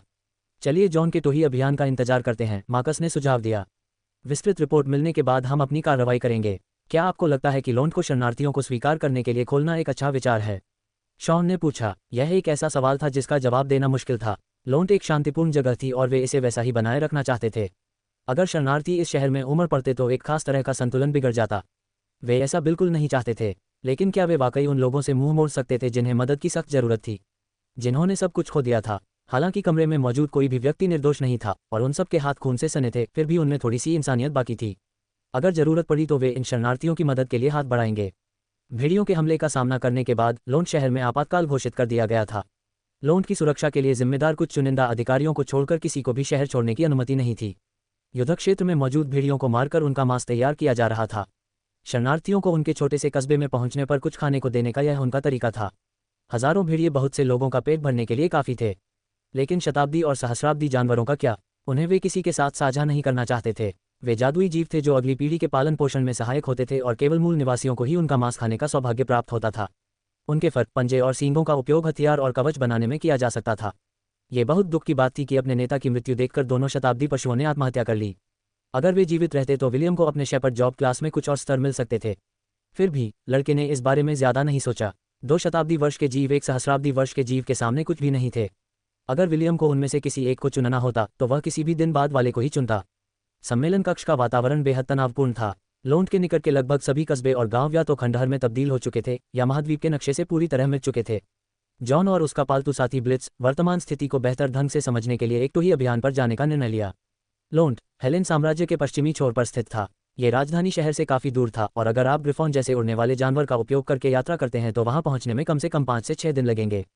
फिलहाल जॉन के लौटने का इंतजार करते हैं, जेम्स ने अपने विचारों को व्यवस्थित करने के बाद कहा। अगर कोई शरणार्थी लोन्ड पहुंचता है तो हम उन्हें फिलहाल टाउन हॉल में रहने की अनुमति दे सकते हैं। उस जगह पर 200 लोगों के रहने की व्यवस्था है। सभी ने सहमति में सिर हिलाया। कुछ और चर्चाओं के बाद सभी अपने अपने कामों पर वापस लौट गए। जेम्स ने छत को घूरते हुए अनगिनत बार आह भरी। पता नहीं राजा इस विपत्ति पर कैसी प्रतिक्रिया देंगे। योजक चिन्ह। विलियम ने अपने कमरे की खिड़की से बाहर देखा। मिलेनियल बीस्ट के खिलाफ लड़ाई ने उसे बहुत कुछ सिखाया था। उसे यह स्वीकार करना पड़ा कि यह उसके वर्तमान जीवनकाल में उसके द्वारा सामना किया गया दूसरा सबसे खतरनाक अनुभव था। कालकोठरी के अंदर के नियंत्रित वातावरण की तुलना में युद्ध का पैमाना बिल्कुल अलग था। कालकोठरी के अंदर विलियम के पास भागने का मौका था, लेकिन बाहरी दुनिया में उसे दोबारा मौका नहीं मिलता था। लड़के ने अपना स्टेटस पेज खोला और मिलेनियल बीस्ट को हराने के बाद हासिल की गई उपाधि को देखा। योजक चिन्ह। Wolf slayer. Little red riding hood को बचाने का समय आ गया है। वुल्फ टाइप मॉन्स्टर्स के खिलाफ हमले को 50% तक बढ़ाएं। शक्ति जोड़ 3। योजक चिन्ह। विलियम को उस लड़ाई से बहुत कुछ मिला। उसका आइस मेज जॉब क्लास अधिकतम स्तर पर पहुंच गया। इतना ही नहीं, वह चैंटलेस कास्टिंग कौशल को अनलॉक करने में सक्षम हो गया। यह एक ऐसा कौशल था जो विलियम हमेशा से चाहता था। इसने उसे मंत्रों का जोर से उच्चारण किए बिना उनका उपयोग करने की अनुमति दी। अब उसके सामने कई विकल्प थे। पहला विकल्प था अपने शेपर्ड जॉब क्लास को अपग्रेड करना। दूसरा विकल्प था अगला कदम उठाना और अपने आइस मेज को एक अधिक शक्तिशाली क्लास में अपग्रेड करना। विलियम ने जॉब एडवांसमेंट मेनू खोला। उसके सामने चुनने के लिए कई विकल्प थे, लेकिन उनमें से अधिकतर लॉक थे। कुछ विकल्प तो अज्ञात भी थे। योजक चिन्ह। बर्फ का जादूगर एलिमेंटल लॉर्ड लॉक किया गया। बैटल मेज लॉक किया गया। जादुई तलवारबाज लॉक किया गया। आर्केन रेंजर लॉक किया गया। क्रायो लांसर लॉक किया हुआ। ओपनिंग स्क्वायर ब्रैकेट प्रश्नवाचक चिन्ह प्रश्नवाचक चिन्ह प्रश्नवाचक चिन्ह। Closing square bracket opening square bracket प्रश्नवाचक चिन्ह प्रश्नवाचक चिन्ह प्रश्नवाचक चिन्ह। Closing square bracket opening square bracket प्रश्नवाचक चिन्ह प्रश्नवाचक चिन्ह प्रश्नवाचक चिन्ह। क्लोजिंग स्क्वायर ब्रैकेट योजक चिन्ह। सिस्टम ने उसे बताया कि जिन नौकरियों के आगे प्रश्न चिन्ह लगे हैं उन्हें प्रतिष्ठा वर्ग कहा जाता है। सिस्टम के अनुसार इन वर्गों को प्राप्त करने के लिए संयोगवश हुई मुलाकातों और असाधारण भाग्य की आवश्यकता होती है। विलियम ने इस बारे में ज़्यादा नहीं सोचा क्योंकि उसके लिए पहले से ही एक प्रतिष्ठित श्रेणी मौजूद थी जिसे उसे अनलॉक करना था। वह श्रेणी कोई और नहीं बल्कि डिसाइपल ऑफ थंडर थी। इसकी आवश्यकताएं बहुत सरल थीं। आपको 2 जॉब क्लास को उनके अधिकतम स्तर तक पहुंचाना था। यह एक बहुत ही सीधी सादी आवश्यकता थी और विलियम को इसे अनलॉक करने के लिए केवल एक और जॉब क्लास को अधिकतम स्तर तक पहुंचाने की आवश्यकता थी। तलवारबाज, तीरंदाज़, भालाधारी, जादूगर आदि जैसी बुनियादी जॉब क्लास में अगले जॉब क्लास में जाने के लिए जॉब लेवल 40 तक पहुंचना जरूरी था। विलियम के मन में इस समय बस एक ही सवाल था कि उसे अगला कौन सा जॉब क्लास चुनना चाहिए। शेपर्ड जॉब क्लास उसकी स्थायी मुख्य क्लास थी। अगर वह दोनों क्षेत्रों में अधिकतम लाभ उठाना चाहता था तो इस जॉब क्लास को लेवल अप करने से उसे सबसे अधिक लाभ मिलता। हालांकि विलियम को आइस मेज जॉब क्लास को किसी अन्य क्लास में बदलने का भी बहुत मन कर रहा था। इस प्रणाली के अनुसार एक बार जब आप किसी निश्चित वर्ग के अधिकतम स्तर पर पहुंच जाते हैं तो आप अपने स्थायी कौशलों की सूची में एकल कौशल जोड़ सकेंगे। इसका क्या मतलब था? सीधे शब्दों में कहें तो अगर विलियम आइस मेज क्लास को किसी अन्य जॉब क्लास से बदल लेता है तो वह आइस मेज क्लास से एक स्किल चुनकर उसे अपने मुख्य स्किल स्लॉट में जोड़ सकता है। उदाहरण के लिए अगर वह स्वॉर्ड्समैन को अपनी अगली जॉब क्लास के रूप में चुनता है तब भी वह चाहे तो ग्लेशियर लांस का इस्तेमाल कर सकता है। वह chantless casting, ice armour, ice wall, mana regeneration आदि भी चुन सकता है। किसी विशेष नौकरी से संबंधित एक स्थायी कौशल का होना विलियम के कौशल भंडार के लिए एक बड़ा वरदान साबित हुआ। बैटल मेज और मैजिक स्वॉर्ड्समैन सुनने में बढ़िया लगते हैं। विलियम ने इन दोनों जॉब क्लास को देखते हुए बुदबुदाया। हालांकि ये अभी भी लॉक थे, विलियम इनकी जॉब संबंधी आवश्यकताओं को देख सकता था। योजक चिन्ह युद्ध जादूगर शक्ति और जादू आपके अधीन है। किसने कहा कि एक जादूगर आमने सामने की लड़ाई में नहीं लड़ सकता? आवश्यकता कोई भी जादूगर जॉब क्लास लेवल 40। भिक्षु जॉब क्लास लेवल 40। योजक चिन्ह जादुई तलवारबाज तलवार और जादू का उत्तम संयोजन। जो इन दोनों शक्तियों को अपने हाथों में धारण करता है उसके लिए कुछ भी बहुत गर्म या बहुत ठंडा नहीं होता। कोई भी जादूगर जॉब क्लास लेवल 40। तलवारबाज जॉब क्लास लेवल 40। विलियम लगातार अपना सिर खुजला रहा था। वह फैसला नहीं कर पा रहा था। मल्टी क्लासिंग की समस्या ये थी कि उसके जॉब क्लास के स्तर को अधिकतम करने में बहुत समय लगता था। वुल्फटाइड एक विशेष घटना थी जो अक्सर नहीं होती थी। विलियम जानता था कि एक मिलेनियल बीस्ट को मारना आसान काम नहीं था। अगर वह जिससे लड़ रहा था वह बहुत कमजोर न होता तो उसे मारने का उसका कोई मौका ही नहीं होता। क्या आप बीस्ट टाइड्स की तलाश कर रहे हैं? ये बहुत ही मूर्खतापूर्ण विचार था। हालांकि लोंड के लोग आश्चर्यजनक रूप से शक्तिशाली थे। वह नहीं चाहता था कि एक और राक्षसी लहर उनकी ओर बढ़े। एक एक कदम करके विलियम ने आह भरी। मुझे जल्दी करने की जरूरत नहीं है। मेरी वर्तमान उम्र में एक जॉब क्लास में अधिकतम उपलब्धि हासिल करना ही काफ़ी है। विलियम को अचानक अपनी पूर्व मंगेतर रेबेका की याद आ गई। कहते थे कि वह 200 साल में एक बार पैदा होने वाली विलक्षण प्रतिभा थी। अगर उस युवती को पता चलता कि वह एक पूर्ण विकसित हिम जादूगर बन चुका है तो वह क्या सोचेगी? उसकी माँ अगाथा और उसकी गुरु एलेनोर क्या सोचेंगी? विलियम के होठों के कोने पर हल्की सी मुस्कान आ गई। अच्छा नहीं है, मुझे फिर से आत्ममुग्धता महसूस हो रही है। अपने विचारों को स्पष्ट करने के लिए उसने अपना सिर हिलाया। अब उसे ये तय करना था कि उसे किस प्रकार की नौकरी को प्राथमिकता देनी चाहिए। क्या मुझे आइस विजार्ड बनना चाहिए या बेसिक जॉब क्लासेस में जाना चाहिए? उफ, फैसला करना कितना मुश्किल है। विलियम ने अनगिनत बार अपना सिर खुजाया। मुझे लगता है कि मुझे मामा एला से सलाह लेनी चाहिए। शायद वह मुझे दूसरी राय दे सकें। अध्याय 36 विलियम की नामकरण क्षमता। विलियम अपने घर के पिछले हिस्से की ओर बढ़ा जहां बकरियों का बाड़ा था। इस समय एला बकरियों की देखभाल कर रही थी ताकि वे ठीक से व्यवहार करें। मामा एला, मुझे आपकी मदद चाहिए। मी, यह इसके बारे में है। एला ने विलियम की दुविधा सुनी। लड़के ने नौकरी की श्रेणी चुनने के फायदे और नुकसान बताए। 15 मिनट की व्याख्या के बाद विलियम ने अपनी बुद्धिमान और भरोसेमंद माँ की ओर उम्मीद भरी निगाहों से देखा। मी, मुझे भी लगता है कि यह सबसे अच्छा विकल्प है। धन्यवाद मामा एला। मी, विलियम ने खुशी खुशी एंगोरियन बकरी को गले लगाया और अपने हाथ से उसके सिर को सहलाया। एला ने उसे जो बताया वह वास्तव में सबसे आदर्श विकल्प था। सिस्टम, मुझे तुमसे कुछ काम करवाना है, विलियम ने मन ही मन कहा। मैं आपकी किस प्रकार सहायता कर सकता हूँ? मैं अपने अनुभव अंक एक्सपेरिमेंट पॉइंट्स की सेटिंग बदलना चाहता हूँ। मैं भविष्य में अर्जित होने वाले अंकों को शेपर्ड जॉब क्लास में आवंटित करना चाहता हूँ। स्वीकार किया गया। Closing square bracket. सेटिंग सफलतापूर्वक बदल दी गई है। Closing square bracket. धन्यवाद, विलियम ने मुस्कुराते हुए कहा। आपका स्वागत है, सिस्टम ने जवाब दिया और फिर साइलेंट मोड में चला गया। विलियम के आइस मेज जॉब क्लास में 40वें जॉब लेवल पर पहुंचने के बाद सिस्टम की एआई में भी सुधार हुआ। हालांकि उसकी आवाज़ अभी भी नीरस थी, विलियम को लगा कि वह पहले से कहीं अधिक बुद्धिमान हो गई है। अपनी समस्या से उबरने के बाद विलियम ने एक और समस्या से निपटने का फैसला किया। उसने उन 13 बकरियों को देखा जो खूंखार भेड़ियों के खिलाफ लड़ाई में बच गई थीं। विलियम ने एला से पहले ही अच्छी तरह बात कर ली थी और दोनों इस बात पर सहमत थे कि वे दोबारा ऐसी घटना नहीं होने दे सकते। इसी वजह से विलियम ने बकरियों को भी मजबूत बनाने का फैसला किया। वह ऐसा कैसे करेगा? इसका जवाब बहुत सरल है। उसने उन सभी को गोब्लिन क्रिप्ट के अंदर लाने की योजना बनाई। लेकिन एक और भी अधिक महत्वपूर्ण मामला था जिस पर उन्हें ध्यान देना था। क्या मुझे उन्हें 01, 02, 03, 04 इत्यादि नाम देना चाहिए? विलियम ने बुदबुदाते हुए कहा। नहीं, मुझे ऐसा नहीं करना चाहिए। बच्चों का नामकरण हल्के में नहीं लेना चाहिए। विलियम को आज भी अपने सहपाठियों के चेहरे याद थे जब उनके नामों को लेकर उनका मजाक उड़ाया जाता था। उनमें से कुछ तो अपने माता पिता को नामकरण के मामले में बहुत लापरवाह होने के लिए मन ही मन कोसते भी थे। लड़के को यह डर था कि उसके अपने बच्चों के साथ भी ऐसा ही न हो, इसलिए उसने कसम खाई कि वह अपने बच्चों का नाम गंभीरता से रखेगा। विलियम अभी लड़का ही था और उसके कोई बच्चे नहीं थे। हालांकि चूंकि उसने ही इन बकरियों का पालन पोषण किया था, इसलिए उन्हें उसके बच्चे ही माना जा सकता था। इसी वजह से वह असमंजस में था कि क्या करे। शायद मैं उन्हें freedom, justice, strike, destiny, impulse, Stargazer, Atlas कह सकता हूँ। विलियम ने अपनी पसंदीदा देवियों के नाम याद करने की कोशिश करते हुए अपनी बाहों को अपनी छाती पर बांध लिया। माफ करना मामा एला, मैं तो बस मजाक कर रही थी। विलियम ने आह भरी और बाड़े के किनारे रखे भूसे के ढेर पर लेट गया। वह बादलों को गुजरते हुए देखता रहा जबकि एला उसके बगल में लेट गई। अचानक विलियम को एक अद्भुत विचार आया। लड़का भूसे के ढेर से उठा और बकरियों को अपने सामने कतार में खड़े होने का इशारा किया। आज मैं औपचारिक रूप से आप सभी को अपने समूह के सदस्य के रूप में स्वीकार करता हूं, विलियम ने गंभीर भाव से कहा। इसीलिए मैंने आप सभी को नाम देने का निर्णय लिया है। बकरियों ने एक साथ जयकार की। लड़ाई के बाद उन्होंने विलियम के शब्दों को समझने के लिए पर्याप्त बुद्धि प्राप्त कर ली थी।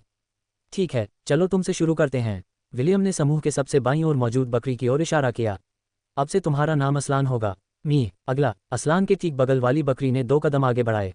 तुम्हारा नाम बालदुर होगा। अगला। बालदुर अपनी जगह पर लौट आया और अगली बकरी आगे बढ़ी। तुम्हारा नाम क्रोनोस होगा। अगला। तुम्हारा नाम डेडलेस होगा। तुम लड़की हो। विलियम ने लड़की के लिए एक उपयुक्त नाम सोचते हुए अजीब सी खांसी की। ठीक है, तुम्हारा नाम डॉन होगा। विलियम को सभी बकरियों के नाम रखने में 10 मिनट से भी कम समय लगा। Aslan, Baldur, Kronos, Don, Echo, Flynn, Griffin, Hades, Io, Jade, Keith, Levi, 9 लड़के और 4 लड़कियां। ये विलियम के झुंड के बचे हुए सदस्य थे। उसने दृढ़ भाव से उनकी ओर देखा। उसी क्षण विलियम ने अपनी छोटी सेना बनाना शुरू किया। एक ऐसी सेना जो अनंत काल तक उसका साथ देगी। एला उसके बगल में खड़ी थी और संतुष्टि से सिर हिला रही थी। उसे विलियम द्वारा अपने साथियों के लिए चुने गए नाम पसंद आए। जेम्स, जो छुपकर दूर से विलियम को देख रहा था, इस दृश्य को देखकर मुस्कुरा उठा। उसे यह आभास हो रहा था कि उसका पोता दक्षिणी महाद्वीप को रहने के लिए और भी अधिक रोचक स्थान बना देगा। उस रात बाद में मेरे पास सबको बताने के लिए अच्छी खबर है, मोड्रेड ने अपने चेहरे पर एक बड़ी मुस्कान के साथ कहा। फिर उसने अपनी खूबसूरत पत्नी की ओर देखा जिससे अन्ना शर्मा गई। मोड्रेड के आग्रह के बाद अन्ना ने घोषणा की, मैं गर्भवती हूँ। बधाई हो आंटी अन्ना। विलियम ने ताली बजाई। अब मेरी एक छोटी बहन होने वाली है। दूसरी ओर जेम्स जोर जोर से हंसते हुए बार बार मोड्रेड की बाँह थपथपा रहा था। तुमने बहुत अच्छा किया बेटे। मुझे कोई आपत्ति नहीं अगर तुम मुझे पोते पोतियां देते रहो। जितने ज्यादा हों उतना अच्छा। जेम्स हंसा। पिताजी, अगर मैं बहुत सारे बच्चों को जन्म दूंगी तो मेरा शरीर गायब हो जाएगा, अन्ना ने टिप्पणी की। कोई बात नहीं अन्ना, जेम्स ने जवाब दिया। मैं तुम्हारे बच्चों का ख्याल रखूंगा। सभी को पता चल गया था कि जेम्स इस खबर से सचमुच खुश था। विलियम को याद था कि उसके दादाजी ने उससे कहा था कि उनके वंशज बहुत कम हैं। शायद यही मुख्य कारण था कि जेम्स को यह खबर अच्छी लगी। अन्ना को बधाई देने के बाद परिवार ने रात का भोजन किया। अन्ना और मोड्रेड का सबसे बड़ा बेटा मैथ्यू वहां मौजूद नहीं था। वह वर्तमान में हेलेन साम्राज्य की राजधानी में स्थित रॉयल अकादमी में अध्ययन कर रहा था। वह लोन के निरीक्षक के रूप में मोड्रेड का पदभार संभालने वाला अगला व्यक्ति था। इसी कारण उसे अपने क्षेत्र में जीवन स्तर को बेहतर बनाने के लिए बहुत सी चीजें सीखनी पड़ीं। मैथ्यू ने सोचा कि रॉयल अकादमी में पढ़ाई करना उसके लिए सबसे अच्छा होगा ताकि वह भविष्य में अपने माता पिता की मदद कर सके। मैं आप सभी के साथ एक खुशखबरी साझा करना चाहता हूँ, विलियम ने रात का खाना खत्म होने के बाद कहा। अब मैं हर रात बकरियों के साथ उनके बारे में सोऊंगा। जो कुछ हुआ उससे वे सदमे में हैं। मुझे उनके साथ रहना होगा ताकि उन्हें सुकून मिले। ठीक है, जेम्स ने जवाब दिया। बस ध्यान रखना कि लॉन के अंदर ही रहना। हालांकि 1 और 20 टाइड के हमारे इलाके में आने की संभावना कम है, फिर भी यह संभव है। हमारे क्षेत्र से बाहर छुपकर मत निकलना, समझे? समझ गया। विलियम ने सिर हिलाया। उसका लोन से चुपके से निकलने का कोई इरादा नहीं था। वह बस बकरियों के साथ रहना चाहता था और एक छोटा सा प्रयोग करना चाहता था। अध्याय 37 कालकोठरी पर छापा भाग 1। मामा एला, क्या आप तैयार हैं? विलियम ने सिर हिलाया और एला के स्टेटस पेज पर गया। मिलेनियल बीस्ट को हराने के बाद एला भी एंगोरियन बकरी के अधिकतम स्तर पर पहुंच गई थी। आगे बढ़ने के लिए उसे विकसित होने की आवश्यकता थी। हालांकि सिस्टम ने एक दिलचस्प खोज की। एला के विकसित होने के बाद भी वह अपने पिछले रूप यानी एंगोरियन बकरी में वापस लौट सकती थी। विलियम इस परिणाम से बहुत खुश था क्योंकि उसे अपनी मां एला का वर्तमान रूप बहुत पसंद आ गया था। उसने एला का विकसित रूप देखा था और वह काफी भयावह था। योजक चिन्ह, क्या आप एला को एंगोरियन वॉर आइबेक्स में विकसित करना चाहेंगे? Closing square bracket. हाँ नहीं। योजक चिन्ह। विलियम ने हाँ चुना और तुरंत ही एला 2 मीटर ऊंची एंगोरियन युद्ध एबेक्स में बदल गई। उसके सिर पर पीछे की ओर मुड़े हुए 2 विशाल सींग 5 फीट 1.524 मीटर लंबे थे, जिससे उसका रूप रंग भयावह हो गया। हालांकि उसका सफेद कोट अभी भी आरामदायक और मुलायम दिखता था, लेकिन वास्तव में यह उतना ही मजबूत था जितना कि हल्के धातु का कवच जिसे आमतौर पर साहसी और भाड़े के सैनिक पहनते थे। कुल मिलाकर एला के विकास ने उसे असाधारण शक्ति और शारीरिक रक्षा प्रदान की। जैसा कि उसकी जाति के नाम से ही स्पष्ट था, वह युद्ध के लिए जन्मी एक शक्तिशाली योद्धा थी। बकरी के बाड़े में मौजूद बकरियों ने चमकती आंखों से उसे देखा। विलियम एक नज़र में समझ गया कि वे सभी एला की तरह विकसित होने के लिए उत्सुक थीं। ये एला ने गर्व से अपना सिर उठाया। ये बकरियों को और मजबूत बनने के लिए प्रोत्साहित करने का उसका तरीका था। उसके चेहरे पर अगर मैं कर सकती हूँ तो तुम भी कर सकते हो वाला भाव था, जिसे देखकर बकरियां उत्साह से अपने पैर पटकने लगीं। मी मी मी, बकरियों ने खुशी से जवाब दिया, मानो उसे बता रही हों कि वे भी विकसित होंगी। विलियम मुस्कुराते हुए एला के पास आया। एला यही चाहती थी, वह विलियम की रक्षा करने के लिए और अधिक शक्तिशाली बनना चाहती थी, और उसका लक्ष्य पूरा हो गया था। हालांकि विलियम और एला दोनों जानते थे कि यह अंत नहीं था। ये तो बस शुरुआत थी और शिखर तक पहुंचने का सफर अभी लंबा था। विलियम ने एला के आंकड़े देखे और उसके चेहरे पर मुस्कान और चौड़ी हो गई। एला के विकास ने उसके स्टेटस पॉइंट्स में जबरदस्त बढ़ोतरी कर दी थी। उसका पिछला रूप और उसका वर्तमान रूप स्वर्ग और पृथ्वी के समान थे। योजक चिन्ह। नाम एला। जाति अंगोरियन युद्ध आइबेक्स। स्तर 1। Hit points 2000/2000। माना 800/800। शक्ति 50। चपलता 80। जीवन शक्ति 50। खुफिया जानकारी 40। निपुणता 30। वर्तमान समाप्ति 0/400। योजक चिन्ह। मामा एला, बधाई हो। विलियम ने उन्हें गले लगा लिया। एला ने जवाब दिया। फिर उसने अपनी ठुड्डी विलियम के कंधे पर टिका दी और अपनी आंखें बंद कर लीं। वे कुछ मिनट तक उसी स्थिति में खड़े रहे, फिर विलियम अनिच्छा से एक कदम पीछे हट गया। हालांकि रात अभी जवान थी, फिर भी उन्हें कुछ काम करने बाकी थे। अगर आप में से कोई शांतिपूर्ण जीवन जीना चाहता है तो वह उस तरफ जा सकता है, विलियम ने कहा और अपने दाहिनी ओर इशारा किया। मैं आप में से किसी को भी खुद को खतरे में डालने के लिए मजबूर नहीं करूंगा। मैं पूरी तरह ईमानदार रहूंगा। मैं आपकी सुरक्षा की गारंटी नहीं दे सकता। मुझे नहीं पता कि भविष्य में हमें किस तरह के दुश्मनों का सामना करना पड़ेगा। बस इतना पता है कि वे कल जिन खूंखार भेड़ियों का सामना किया था, उनसे कहीं ज्यादा ताकतवर होंगे। आप लोगों के मरने की संभावना बहुत ज्यादा है। क्या अब भी आप मेरे साथ इस अनजानी राह पर चलना चाहते हैं? बकरियों ने एक साथ जवाब दिया। शायद अपने अनुभव के कारण बकरियों की मजबूत होने की इच्छा शांतिपूर्ण जीवन जीने की उनकी इच्छा से अधिक हो गई थी। बहुत खूब, विलियम ने सिर हिलाया। चलो हम सब मिलकर गोब्लिन क्रिप्ट पर विजय प्राप्त करें। विलियम ने विजय की अंगूठी को सक्रिय किया और एक चकाचौंध भरी रोशनी ने बकरी के बाड़े के अंदर सभी को घेर लिया। कुछ सेकंड बाद उन्होंने खुद को गोब्लिन क्रिप्ट की 10वीं मंजिल पर पाया। योजक चिन्ह। क्या आप मुझे यही दिखाना चाहते थे पिताजी? मोड्रेड ने पूछा। हाँ, जेम्स ने उत्तर दिया। विलियम अभी छोटा है और ऐसी कई चीजें हैं जो वह नहीं कर सकता। हम दोनों उसके लिए बस इतना कर सकते हैं कि पर्दे के पीछे से उसे पूरा समर्थन दें। मोड्रेड ने शांत भाव से बकरी के बाड़े की ओर देखा।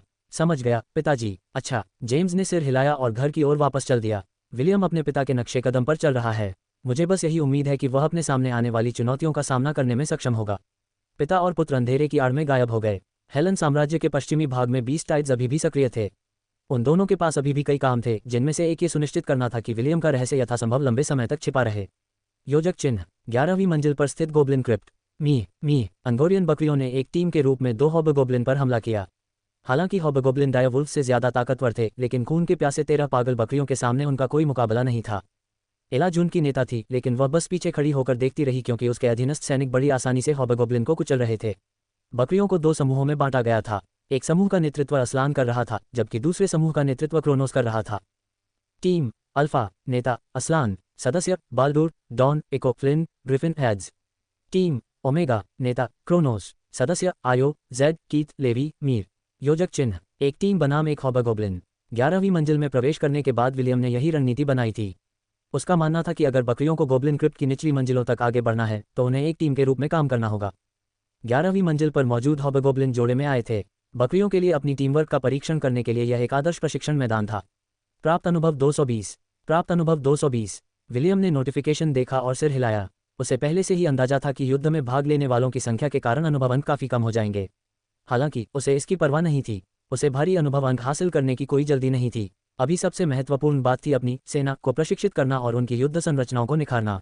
योजक चिन्ह। नाम एला। जाति अंगोरियन युद्ध आइबेक्स। स्तर 2। Hit points 2000/2000। माना 800/800।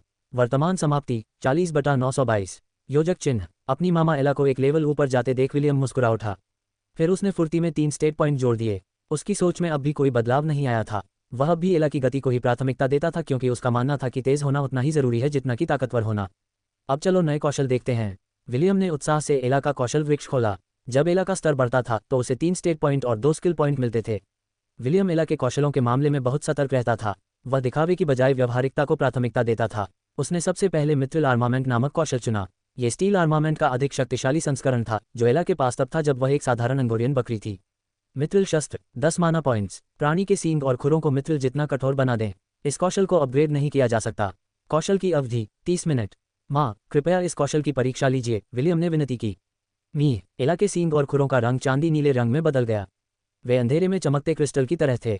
इसने एला को एक शाही और सुरुचिपूर्ण आकर्षण भी दिया। विलियम ने शरारत से अपनी माँ एला के मित्रिल सींगों को छुआ। इससे उसे आत्मविश्वास और सुरक्षा का एहसास हुआ। उसे पता था कि उसकी मामा एला की नई मिली ताकत से गोब्लिन क्रिप्ट को साफ करने में बस कुछ ही समय लगेगा। अध्याय 38 कालकोठरी पर छापा भाग 2। विलियम द्वारा चुनी गई दूसरी स्किल वॉर क्राई थी। सिंहनाद करना 10 माना पॉइंट्स। अपने और अपने सहयोगियों के आंकड़ों को 20% तक बढ़ाने के लिए एक जोरदार आह्वान करें। इस कौशल को अपग्रेड नहीं किया जा सकता है।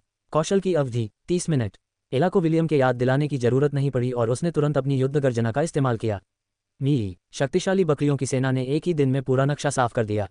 बकरियों का एक स्तर बढ़ गया। विलियम का 2 और एला का 7 स्तर बढ़ गया। यह एक अच्छी शुरुआत थी, लेकिन विलियम ने फिलहाल अपने कालकोठरी छापे को रोकने का फैसला किया। वह चाहता था कि बकरियों को टीम के रूप में काम करने का अनुभव हो। विलियम ने धीरे धीरे आगे बढ़ने और बकरियों को उनकी नई संरचना से परिचित होने देने की योजना बनाई। साथ ही उसे थोड़ा दुख भी था क्योंकि उसके मुख्य आंकड़े अब आगे नहीं बढ़ सकते थे। स्टेट्स 100 बार। वर्तमान व्यय 1,46,283 बटा 1,46,283। सिस्टम के अनुसार उसके स्टैट्स गेज को अगले स्तर तक पहुंचने की आवश्यकता थी ताकि वह रीसेट हो सके और फिर वह लेवल अप करना जारी रख सके। यह उन अन्य जॉब क्लासेस के समान था जो उसने हासिल की थी, जिनमें उसे उन्हें एक मजबूत और अधिक शक्तिशाली क्लास में आगे बढ़ाने के लिए एक साधन चुनना पड़ता था। इस समस्या को हल करने के लिए विलियम को एक मंदिर में जाकर अपने संरक्षक देवता से प्रार्थना करनी थी। तभी उसके स्टेट पॉइंट्स का एक्सपीरियंस बार रीसेट होता था। दुर्भाग्यवश अगर आप गाड़ी से यात्रा करते तो मंदिर लोन से कम 4 दिन की दूरी पर थे। फिलहाल भयंकर तूफान पूरे इलाके में तबाही मचा रहा था। विलियम के लिए मंदिर जाना नामुमकिन था, और अगर वह जा भी पाता तो जेम्स उसे जाने नहीं देता। एकमात्र अच्छी बात यह थी कि शेपर्ड जॉब क्लास अभी भी स्तर बढ़ा सकती थी क्योंकि यह अपने स्तर की अधिकतम सीमा तक नहीं पहुंची थी। विलियम ने अपने मौजूदा आंकड़ों पर गौर किया और आह भरी। उसने मन ही मन बीस्ट टाइड का शुक्रिया अदा किया कि उसने उसे इतनी तेजी से तरक्की करने का मौका दिया। उसके अनुमान के मुताबिक इस स्तर तक पहुंचने में उसे कम से कम 2 से 3 साल लगे होते। सौभाग्य से मिलेनियल बीस्ट और उसके साथियों ने विलियम को एक नियंत्रित वातावरण में भारी मात्रा में अनुभव हासिल करने का सबसे अच्छा अवसर प्रदान किया। योजक चिन्ह, जाति आधा एल्फ, हिट पॉइंट्स 725 बटा 725, माना 1240 बटा 1240।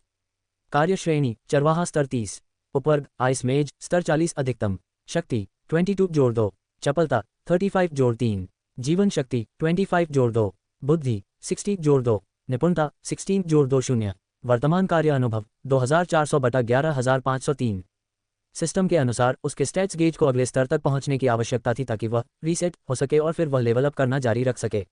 करंट जॉब XP 240115 जाति आधा एल्फ। बकरी बाड़े में लौटते ही बकरियां तुरंत सो गईं।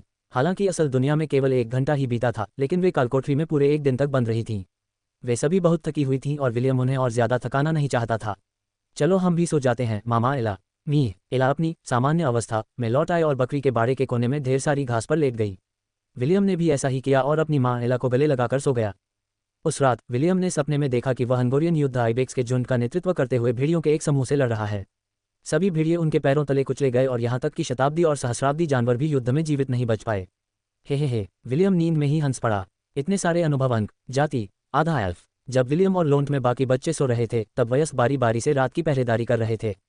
जेकिल, तुम्हारा समय समाप्त हो गया है, मार्कस ने मुस्कुराते हुए कहा। तुम आराम से सो जाओ, मैं अब पहरा दे देता हूँ।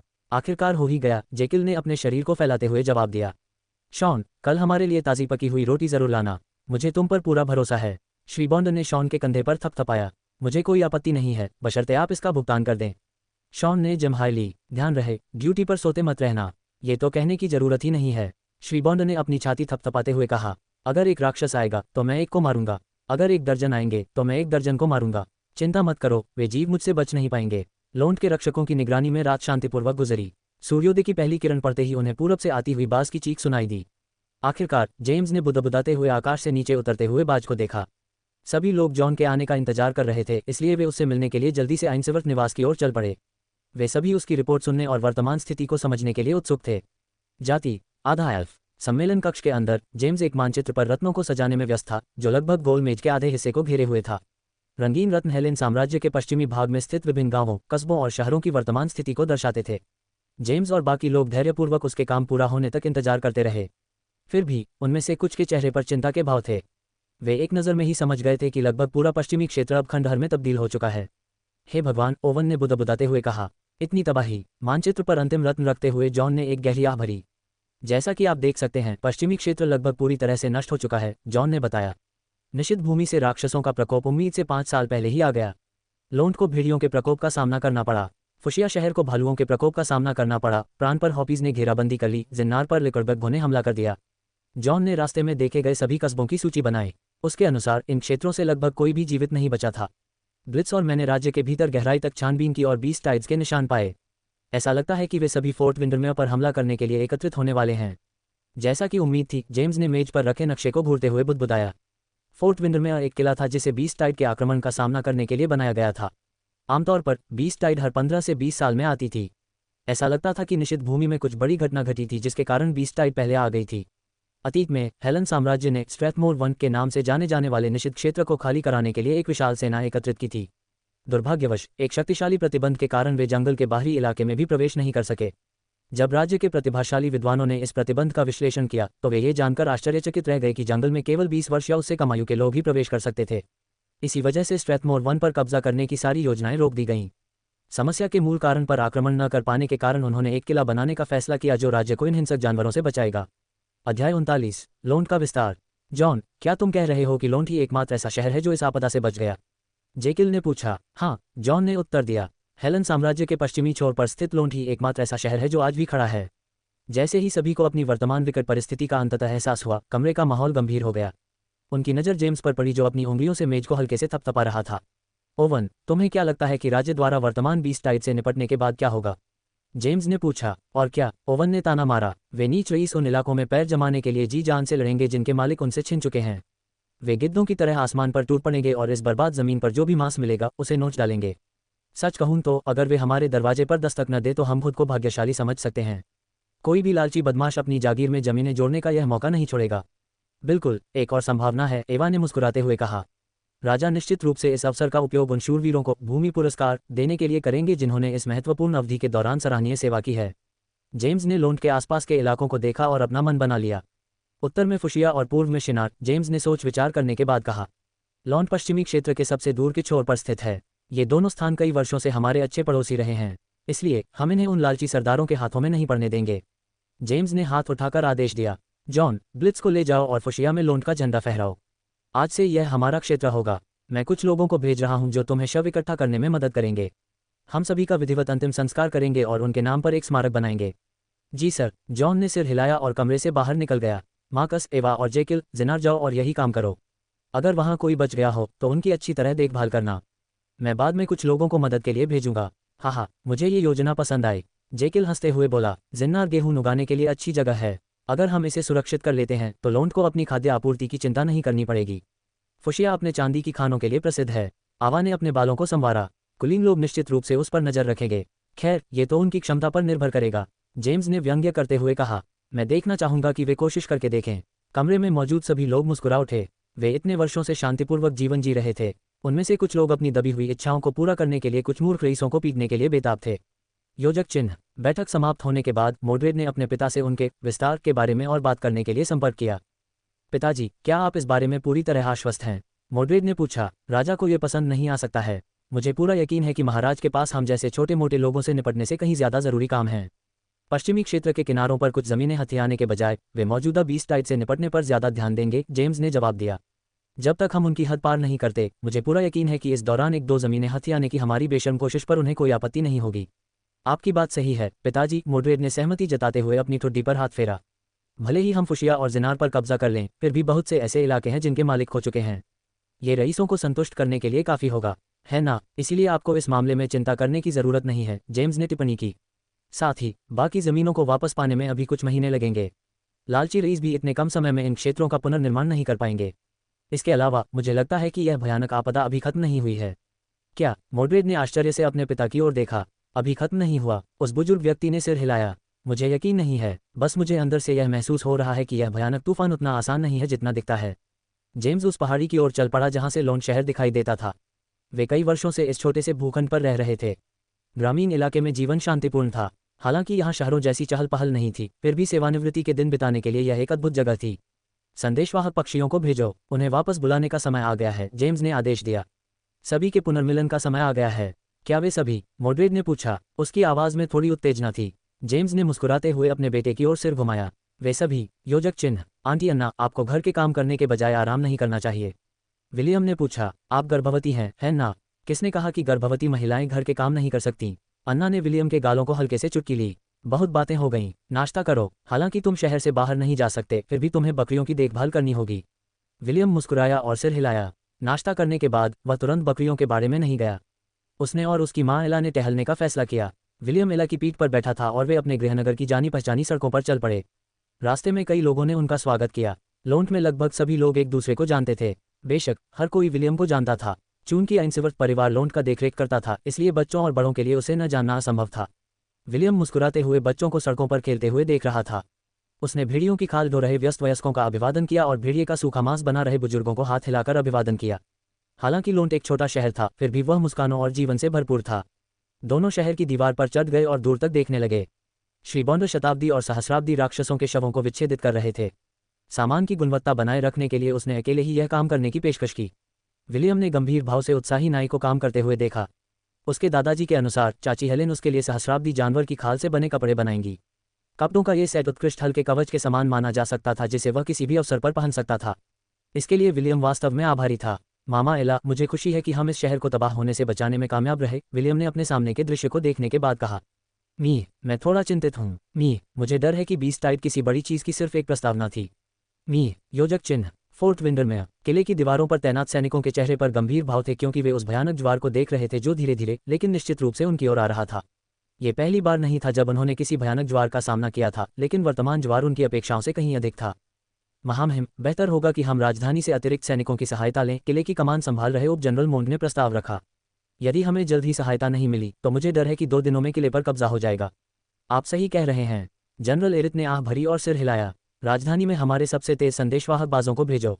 उन्हें बता दो कि हमें युद्ध में ग्रिफॉन ब्रिगेड की सहायता की आवश्यकता है। तुरंत। जनरल का सहायक अपने वरिष्ठ अधिकारी के आदेश का पालन करने के लिए सम्मेलन कक्ष से बाहर निकला। एरिथ सम्मेलन कक्ष से निकलकर किले की दीवारों की ओर चल पड़ा। विंडरमेयर के सभी उच्च पदस्थ अधिकारी उसके पीछे पीछे चले। जनरल एरिथ ने अपने भरोसेमंद सहायकों और उन सैनिकों को घूर कर देखा जो उनके आदेशों की प्रतीक्षा कर रहे थे। इसके बाद उसने अपनी मुट्ठी हवा में उठाई और एक घोषणा की। चाहे कुछ भी हो जाए, फोर्ट विंडरमेयर कभी नहीं गिरना चाहिए। जिस क्षण हम असफल हुए, हेलेन साम्राज्य खंडहर में तब्दील हो जाएगा। तब हमारी माताएं, भाई, बहनें, पत्नियां और बच्चे इन राक्षसों का भोजन बन जाएंगे। क्या आप ऐसा चाहते हैं? नहीं तो लड़ो। जनरल एरिथ दहाड़ा और उसने अपनी तलवार म्यान से निकालकर धीरे धीरे किले की दीवारों की ओर बढ़ रहे बीस्ट टाइड की ओर इशारा किया। इस दुनिया में जो कुछ भी तुम्हें प्रिय है उसके लिए लड़ो। चलो इन घिनौने राक्षसों को नरक में भेजें। राज्य के शत्रुओं का नाश हो। मौत। उन सबको मार डालो। मारो। तीरंदाजों, निशाना साधो। जनरल एरिथ ने आदेश दिया। जादूगरों, अपने मंत्र तैयार करो। हजारों तीरंदाजों ने अपने धनुषों में तीर लादे और निशाना साधा। सैकड़ों जादूगरों ने अपने दूरगामी मंत्रों का जाप करना शुरू कर दिया। तीरंदाजों और जादूगरों ने अपना ध्यान अपने सामने मौजूद दुश्मनों पर केंद्रित कर लिया। जनरल एरिथ ने देखा कि बीस्ट टाइड उनकी सीमा के भीतर आ गया है। फिर उन्होंने दृढ़ता से अपनी तलवार आगे बढ़ाई और गोली चलाने का आदेश दिया। इच्छा अनुसार गोली चलाओ। हजारों तीर हवा में उड़ गए और किले की दीवारों से मंत्रों की बारिश होने लगी। फोर्ट विंडरमेयर की लड़ाई आधिकारिक तौर पर शुरू हो गई थी। अध्याय 40। एक हठी मूर्ख। किले में लड़ाई जारी रहने के दौरान जॉन और ब्लिट्ज फुशिया पहुंच गए थे। तबाह हुए शहर की सबसे ऊंची इमारत पर लोंट का झंडा मजबूती से फहराने के बाद उन्होंने बचे हुए लोगों की तलाश शुरू कर दी। कुछ घंटों बाद लोंट से कई लोग आए और उन्होंने उसके काम में मदद की। हैरानी की बात यह थी कि उन्हें फुशिया के खंडहरों में जीवित बचे लोग मिल गए। कुछ लोग अपने तहखानों में छिपे हुए थे, जबकि अन्य मृतकों के बीच दब गए थे। आधे दिन की खोजबीन के बाद जॉन और अन्य लोग 100 से अधिक लोगों को बचाने में सफल रहे। ये फुशिया के अंतिम अवशेष थे। एक ऐसा शहर जो कभी हजारों लोगों का घर था, अब खंडहर में तब्दील हो चुका था। अंकल जॉन, क्या आप हैं? 20 वर्ष की आयु का एक युवक आगे बढ़ा। सेड्रिक। जॉन ने हैरानी से उस युवक की ओर देखा। तुम्हारा पिता कहाँ है? क्या वह भी बच गया? सेड्रिक फुशिया के मेयर का बेटा था। फुशिया और लोंट पड़ोसी होने के कारण दोनों के बीच अच्छे संबंध थे। जेम्स और सेड्रिक के पिता सेबास अच्छे दोस्त थे। सेड्रिक की आंखों में आंसू आ गए जब उसे याद आया कि कैसे उसके पिता ने उसे और उसकी बहन को घर के तहखाने में धकेल दिया था। सेबास ने उन्हें अपने लौटने का इंतजार करने का आदेश दिया था।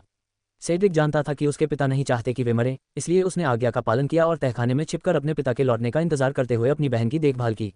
मुझे नहीं पता कि पिताजी जीवित हैं या मृत, सेड्रिक ने खुद को संभालते हुए कहा। हमारे परिवार में अब सिर्फ मैं और मेरी बहन ही बचे हैं। जॉन ने आह भरी और उस युवक को गले लगा लिया। फिर उसने उसकी पीठ थपथपाई। तुम्हारे पिता एक बहादुर इंसान हैं। वे तुम्हारे माध्यम से जीवित रहेंगे और कभी भुलाए नहीं जाएंगे। फुशिया के बचे हुए लोग इस दृश्य को देखकर रो पड़े। उनमें से कुछ अपने प्रियजनों की मृत्यु पर शोक से विलाप कर रहे थे, जबकि अन्य लोग खंडहरों को असहाय भाव से देख रहे थे। वे सभी जानते थे कि वे अकेले दम पर शहर का पुनर्निर्माण नहीं कर सकते। अगर फुशिया को दोबारा उठना था तो उन्हें एक से अधिक तरीकों से मदद की जरूरत थी।